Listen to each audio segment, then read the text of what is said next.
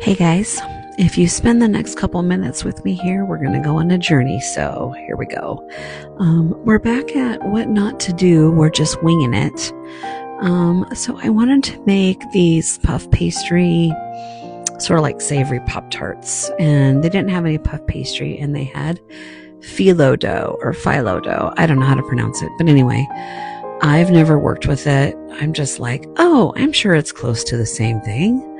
It wasn't, but I guess the only time I really ever have had this is when eating other people's baklava, which is delicious and amazing. But this isn't exactly how this went. So I went ahead, and I'm laughing because it just gets crazy from here. But anyway, I went ahead and I cut the 4 slices like I would if I had a puff pastry. And I put a little dot of the fancy mustard on each one. And I sort of spread that around. I added a piece of ham, and then I added some cheese. Now, as I realized later, I should have put this stuff in the middle and then folded it like tri-fold. I didn't do that.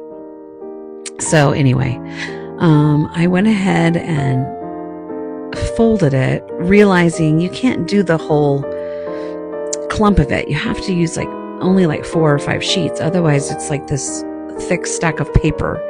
So I went ahead and I did 4 or 5 sheets, and I rolled it up, and I used some water to try to get it to stick together, and that didn't go great. So anyways, we got there. And then I also did some turkey with a Parmesan cheese, and I topped them with an egg wash, and I put some bagel seasoning on them, and I baked them at 400 for about 30 minutes or so. And they looked good, and they weren't bad. They were just kind of, they were a little dry, and it was kind of like sheets of paper. So anyway, I got to figure this out and try it again.